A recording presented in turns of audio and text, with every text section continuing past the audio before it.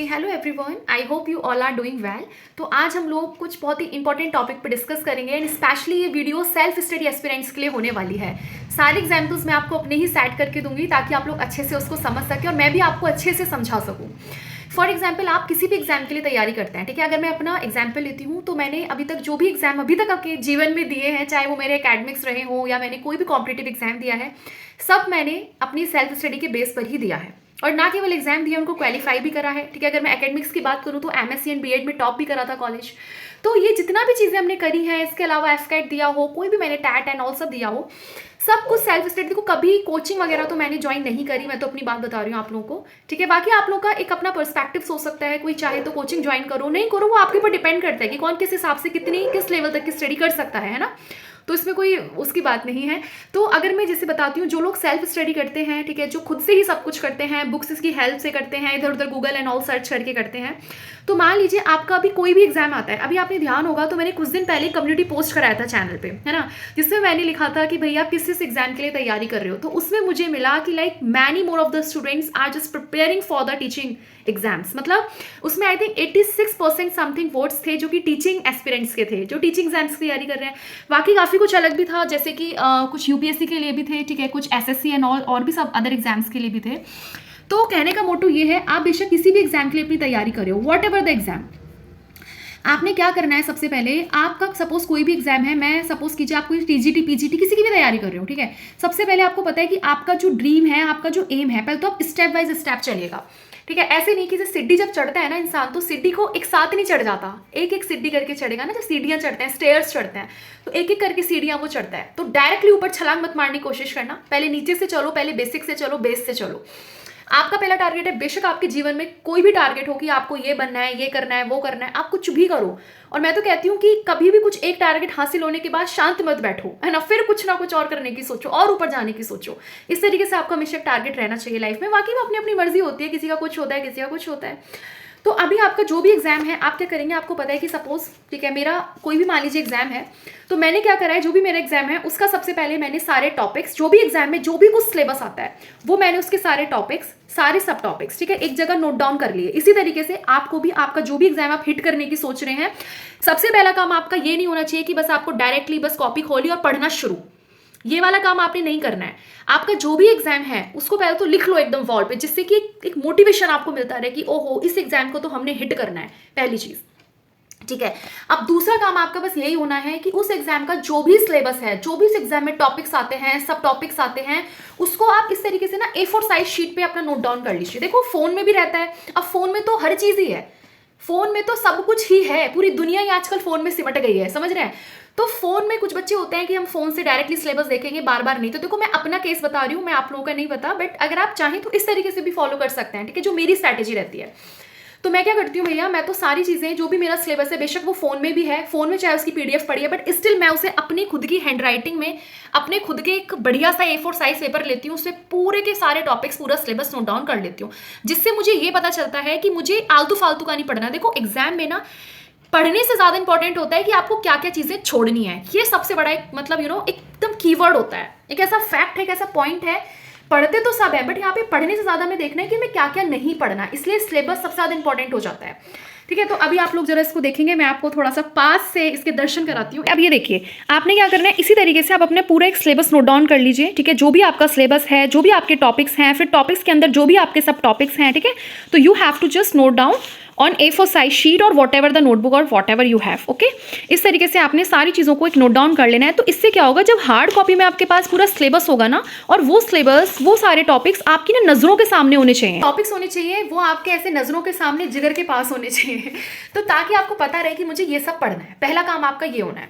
दूसरा काम आपका क्या होना है, अब आप जो भी एक टॉपिक उठाएंगे, ठीक है, मैं क्या करती हूँ, फिर मैं इसमें से मान लीजिए मेरा पूरा सिलेबस है, अब आपकी मर्जी, आप चाहे तो सीरीज वाइज चलिए जिस हिसाब से इसमें पूरा लिखा है, या फिर जो जो टॉपिक्स आपको लग रहे हैं कि जल्दी जल्दी मेरे कंप्लीट हो जाएंगे उनको कंप्लीट कीजिए, वो आपके ऊपर डिपेंड करता है। इसके बाद आपने कोई भी एक टॉपिक पकड़ा, सपोज मैंने लिया कि लॉ ऑफ कांस्टेंट कंपोजिशन, मैं आज इसको करूंगी, ठीक है। इस तरीके से आप सपोज कीजिए आपके पूरे उसमें 50-60 टॉपिक हैं टोटल, आप एक टारगेट सेट कर लीजिए कि एक दिन में आपको 5 टॉपिक करने हैं या 10 टॉपिक करने हैं, जितने भी आप कर पाए, पर टारगेट आप ऐसा सेट कीजिए जो जेन्युइन हो। ये नहीं कि एक दिन में मैं तो 20 टॉपिक करूंगा या करूंगी, तो हाउ इज इट पॉसिबल? मतलब हो सकता है बहुत छोटे छोटे टॉपिक हो, एक एक पेज के टॉपिक हो तो जल्दी हो जाएंगे, बट ऐसा टारगेट रखिए जो जिसको आप एक दिन में कवर कर पाएं।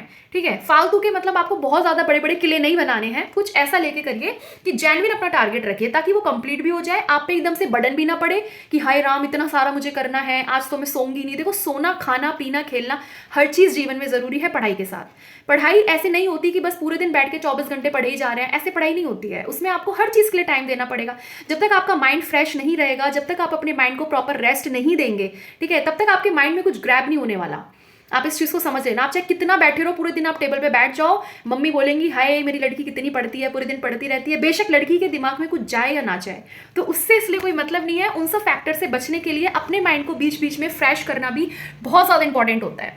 तो आप अपने आप को एक ऐसा टारगेट देंगे जिसको आप डेली बेसिस पर, ठीक है, उसको कवर भी करेंगे। तो सपोज मैंने लिया कि मुझे एक दिन में 5 टॉपिक्स को कवर करना है, लेकिन जब आप उन 5 टॉपिक को कवर करेंगे तो आप उनको कुछ ऐसे कवर करेंगे कि फिर आपके ना उन 5 टॉपिक्स में से एकदम मतलब डीपली तरीके से, ठीक है, आपने सपोज कोई एक टॉपिक कवर करा, अब उसके जैसे आप कोई टॉपिक लेते हैं, सपोज मैंने आपको बताया कि मैंने लिया लॉ ऑफ कांस्टेंट कंपोजिशन, ठीक है, या फिर प्रोपोर्शन भी आप उसको बोल देते हैं केमिस्ट्री के टर्म में। तो अब क्या करा मैंने, सपोज ये चीज लिख ली, अब उसके आप लोग नोट्स बना लीजिए।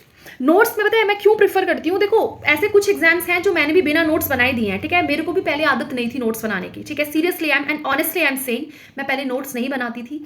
अब मैंने नोट्स बनाने इसलिए शुरू करे हैं क्योंकि भाई देखो सबसे पहली चीज है, एक ही आपको ना टॉपिक एक ही बुक से नहीं मिलता है, ठीक है, ये आप जानते होंगे। जब आप किसी चीज को डीपली तरीके से पढ़ते हो तो आपको अलग अलग सर्च करना पड़ता है। आपके पास 2-3 तरह की बुक होंगी, ठीक है, आप उससे भी पढ़ेंगे, आप उसमें गूगल की हेल्प भी लेंगे, आप यूट्यूब की हेल्प भी लेंगे, आप इधर उधर से जो भी आपको चीजें मिलेंगी वहां से आप हेल्प लेंगे, ठीक है। अब ये बात आप खुद अपने दिमाग से बताइएगा, जब हम किसी भी चीज को अलग अलग हम सोचते हैं कि जो भी चीज हम पढ़ें एकदम परफेक्टली तरीके से पढ़ें कि अगर वहां से कोई भी क्वेश्चन आ जाए तो वो टॉपिक हमारा इतना क्लियर हो कि हम उस क्वेश्चन को कर दें। अब अगर हम खाली एनसीईआरटी ही पढ़ रहे हैं तो एनसीईआरटी में सपोज आपको पता है कि इतने अच्छे से हर एक चीज डीपली एक्सप्लेन नहीं है, उसके लिए फिर हमें रिफ्रेशर्स की भी नीड पड़ती है, या अलग अलग मान लीजिए गूगल वगैरह की भी नीड पड़ेगी कि भैया गूगल भाई साहब आओ हमें कुछ बता दो, है ना, आपके पास तो इतना सारा ज्ञान है तो थोड़ा ज्ञान हमें भी दे दो। तो बहुत सारी नीड पड़ती है, उस केस में आपने क्या करना है, इसीलिए बोला जाता है कि नोट्स बना लो ताकि आप जहां जहां से जो जो चीजें लिखें उसको एक जगह अपने कंसाइज नोट्स मतलब बहुत छोटे छोटे नोट्स बना लो। मैंने आपको पहले भी एक शॉर्ट्स वीडियो में बताया था, फिर उसमें चाहे हाथी जैसा लिखो चाहे चींटी जैसा लिखो, वो आपके ऊपर डिपेंड करता है, ठीक है। आपको दुनिया को नहीं पढ़ाना, आपको दुनिया को नहीं बताना, बस वो आपको समझ आ जाए, डेट्स ऑल, ठीक है। अब आप देखो, सॉरी माफ़ करना, राइटिंग बहुत ज़्यादा ख़राब नज़र आएगी क्योंकि भाई बहुत तेज़ी के साथ मैंने लिखा है, क्योंकि मुझे सारे टॉपिक्स कवर करने हैं तेज़ी के साथ, ठीक है। तो मैंने ये सब एक छोटे छोटे मतलब सारी चीज़ें मैंने एक ही जगह लिख ली है, चाहे मैंने गूगल करके लिखा हो, नेट सब कुछ मैंने सर्च करके लिख लिया, और मैंने ऐसा लिख लिया कि अब ये टॉपिक मेरा एकदम डीपली तरीके से कंप्लीट है। मतलब अब ऐसा हो गया है, सब लिखा है ना, मैंने नोट्स बना लिए अपने छोटे छोटे। अब जब मैं ये नोट्स का फ़ायदा रहेगा, अब जब मैं लास्ट मोमेंट पर अपने एग्जाम टाइम पढ़ूंगी ना, तो इधर उधर से पढ़ने की नीड, और एंड मोमेंट पर मुझे ये यूट्यूब भी सर्च करना पड़ रहा है, सारी चीज़ें मुझे रिवाइज करनी पड़ी है, नो नॉट एट ऑल। अब आप लास्ट मोमेंट पे जब पढ़ेंगे सीधा अपने मोटे से नोट्स को उठाएंगे, पूरी नोटबुक को उठाएंगे और इसको अच्छे से बस घोट के पी जाएंगे, इसको रिवाइज करके चले जाएंगे, आपका काम हो जाएगा। तो बस ये नोट्स जो होते हैं वो इसीलिए इंपॉर्टेंट होते हैं भैया कि लास्ट मोमेंट पे आपको सारी बुक्स के पन्ने ना पलटने पड़े, सारे गूगल आपको सर्च ना करना पड़े, आपको यूट्यूब सर्च ना करना पड़े, एंड मोमेंट पे जाओ, जो कुछ चीज आपने पढ़ी है वो सब एक जगह जब आपकी लिखी होंगी तो आप उसको जल्दी से रिवाइज करेंगे और बस आपके दिमाग में फिट, समझे। तो ये वाली चीज इसलिए आपके नोट्स इंपॉर्टेंट हो जाते हैं। बाकी आप लोगों की मर्जी है, आप लोग चाहें तो नोट्स बना के पढ़े, बिना नोट्स के पढ़े, वो तो हर इंसान का एक इंडिविजुअल अपना डिसीजन होता है, अपनी चॉइस होती है कि वो कैसे पढ़े। बट मैं आपको अपनी बता रही हूँ क्योंकि अब हम कॉम्पिटिटिव एग्जाम्स के लिए बैठेंगे तो वहाँ पे ऐसा तो है नहीं कि भैया हवा में बस पढ़ के चले जाओ, चलो यहाँ से पढ़ लिया। और सीधी सी बात है, आपने एक चीज़ भी महसूस करी होगी, जब आपने मान लीजिए किसी एक चीज़ को पढ़ लिया, जब तक आप उसको 5-6 बार रिवाइज ना करो वो आपकी चीज़ फिक्स नहीं होनी है। भाई है तो ह्यूमन दिमाग ना, मतलब ह्यूमन माइंड कितना कुछ भरोगे, और भी आलतू फालतू की चीज़ें इस दिमाग में रहती हैं, हर तरह की मतलब टेंशन्स, ये वो बहुत चीज़ें दिमाग में रहती हैं, है ना। तो जब तक आप चीज़ों को रिवाइज नहीं करोगे, रिवाइज करने के लिए बार बार बुक पलटने से अच्छा है, उसमें टाइम वेस्ट करने से अच्छा है उसको एक जगह नोट डाउन कर लो, एंड मोमेंट पे बस उसको आपने सीधा रिवाइज करना है, डेट्स ऑल, ठीक है। तो आप लोगों का ये वाला काम रहता है बेसिकली किसका, नोट्स मेकिंग का। अच्छा, तो इसलिए अब आप क्या करेंगे, कोई भी एक टॉपिक आपने करा उसके आपने जल्दी से नोट्स बनाए, ठीक है। आपने ऐसे सपोज एक दिन का टारगेट दे दिया कि मैंने आज 5 टॉपिक कंप्लीट करने हैं, जो भी मेरा सिलेबस है उसके अकॉर्डिंग, वो आपने 5 टॉपिक अपने नोट्स में अच्छे से कवर कर लिए, किस जहां जो भी सोर्सेज से आपने उसमें लिखा आपने लिख लिया, अब आपकी सारे टॉपिक कवर। अब आपका काम होना है कि उसी सेम डे जैसे आपको मौका मिले, चाहे रात में मिले दिन में मिले, उस जो भी कुछ आपने अपने नोट्स में लिखा है उसको रिवाइज, उसको पढ़ना जरूर। देखो फिर कोई फायदा नहीं रहेगा अगर आप खाली नोट्स में बनी चीज को बस नोट्स में ही रहने देंगे, वो उसको दिमाग तक लाएंगे ही नहीं, तो फिर क्या फायदा आपकी इतनी मेहनत करने का। इसलिए जो भी अगर आपने आज का आपका टारगेट था 5 टॉपिक, वो 5 टॉपिक आपने जैसे अपने नोट्स में बना लिए, उसको जैसे आपको मौका मिले, सुबह मिले, रात में मिले, भैया कभी भी मिले आप लोगों को टाइम, उसको साथ के साथ पढ़ लो, उसको समझ लो कि बल्कि जब आप नोट्स बनाओ ना तो इतना दिमाग खोल के बनाओ कि जब आप अपने पेन से लिखते रहो ना तो आपको पता होना चाहिए कि मैं क्या लिख रही हूँ। आपको समझ आना चाहिए कि कांस्टेंट अगर मैंने कंपोजिशन लिखा है तो उसमें लिख क्या रही हूं मैं। आधी चीजें तो आपकी वहीं से क्लियर हो जाएंगी। जैसे आपने 5 क्वेश्चन का टारगेट कंप्लीट करा तो उसको आप बैठ के साथ उसको अपना पढ़ो, ठीक है। पढ़ो, जब आपका वो पूरा अच्छे से पढ़ लो, फिर नेक्स्ट डे नेक्स्ट 5 जब भी अपने अगले टॉपिक अपना अगला टारगेट लो नेक्स्ट डे का, फिर उससे पहले जो आपने पुरानी चीजें, जो भी कुछ आपने पुरानी चीजें लिखी हैं, ठीक है, उस सारी पुरानी चीजों को पहले रिवाइज करो, उसके बाद अगले टारगेट की तरफ पढ़ो। रिवीजन जरूर करना, जितनी बार मैक्सिमम और मल्टीपल टाइम्स रिवीजन करोगे उतना ज्यादा ही आप लोग के लिए अच्छा रहेगा और उतना ज्यादा ही वो चीज आपकी फिक्स होती चली जाएगी आपके माइंड में, आपके सबकॉन्शियस माइंड में। तो ये सबसे ज्यादा इंपॉर्टेंट हो जाता है, ठीक है। इस तरीके से आपको पढ़ना है। जैसे आपका एक बार सारा सिलेबस कंप्लीट हो जाए, आपके नोट्स भी बन जाए, ठीक है, आपका सारा सिलेबस वैसे भी आपने पढ़ लिया हो, उसके बाद आप लोग अपने मॉक टेस्ट जो भी प्रीवियस ईयर पेपर्स हैं ऐसे करते चलिए। अच्छा, एक और काम आप लोग कर सकते हैं, जैसे मान लीजिए आपने सपोज कोई एक टॉपिक पढ़ा, मान लीजिए आप लोगों ने कोई टॉपिक पढ़ा है क्वांटम नंबर्स, ठीक है, क्वांटम नंबर्स केमिस्ट्री, ये आपने सपोज पढ़ा, तो आप ऐसे भी कर सकते हो, एक टॉपिक को पढ़ने के बाद उससे रिलेटेड जो भी क्वेश्चन आपके प्रीवियस पेपर्स में आए हुए हैं साथ के साथ उन आप पीवाईक्यूज को देखते चलो। होता है ना कुछ कुछ ऐसे पीवाईक्यू ऐसे भी आते हैं जो टॉपिक वाइज होते हैं, तो ये बहुत अच्छा लगता है मुझे वाला सिस्टम, पर्सनली मुझे बहुत पसंद है। मैं हमेशा कोशिश करती हूँ कि जो भी टॉपिक मैं पढ़ूँ उससे रिलेटेड मैं क्वेश्चंस पढ़ने के बाद एक बार सारे देख लूं कि किस तरह के क्वेश्चंस आए, तो उससे ना एक तो मुझे आइडिया लग जाता है कि अच्छा इस तरह के क्वेश्चन इस टॉपिक से आए। दूसरा, जहां भी मेरी कमी रहती है, सपोज मान लीजिए मुझसे कोई क्वेश्चन नहीं हुआ, तो इट मीन्स कहीं ना कहीं मेरी कमी है अभी पढ़ाई में या मेरे टॉपिक को समझने में, तो फिर मैं उससे मेरे को पता चल जाता है कि भी मुझे क्या और एक्स्ट्रा चीज पढ़नी है, क्या और समझना है, तो उससे मुझे जितना मैंने अपना टॉपिक पढ़ा है उसकी मेरी कितनी समझ है, कितनी अंडरस्टैंडिंग है उस टॉपिक पे, वो सब मुझे पता चल जाता है। तो ये भी मुझे पर्सनली बहुत अच्छा लगता है, ठीक है। तो पर्सनली एक मेरे को ये वाली चीज़ बहुत अच्छी लगती है, तो मैं कैसे भी कर लेती हूँ, जितने भी टॉपिक सपोज अगर मैंने 5 टॉपिक अच्छे से कवर करे हैं तो फिर उन 5 का मैं एक बार पीवाईक्यू में देख लेती हूँ, उन टॉपिक से जो भी क्वेश्चंस आते हैं मैं उनको सॉल्व करती हूँ, उससे मुझे सारी चीज़ें पता चल जाती हैं, ठीक है। और बाकी जहाँ से भी मुझे उन टॉपिक से रिलेटेड क्वेश्चंस मिलते हैं उनको मैं साथ के साथ सॉल्व कर लेती हूँ, तो मेरा काम बन जाता है, ठीक है।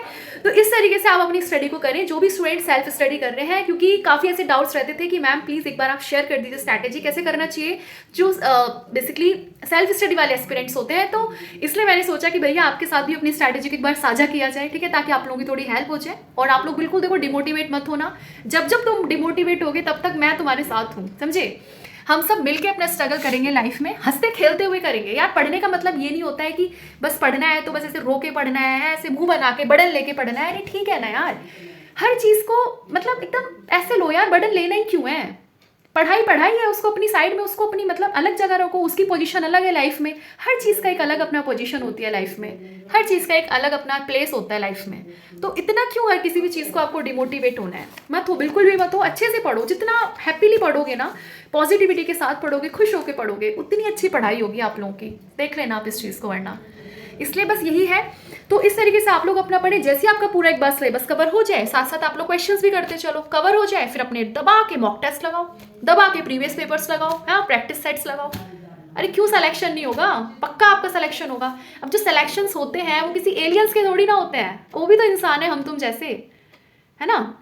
बस मेहनत करो, 2 चीज़ हमेशा लाइफ में रखना, एक अपनी मेहनत करने से कभी मत कतराना, और दूसरा कॉन्फिडेंस कभी भी लूज मत करना अपना, डेट्स ऑल।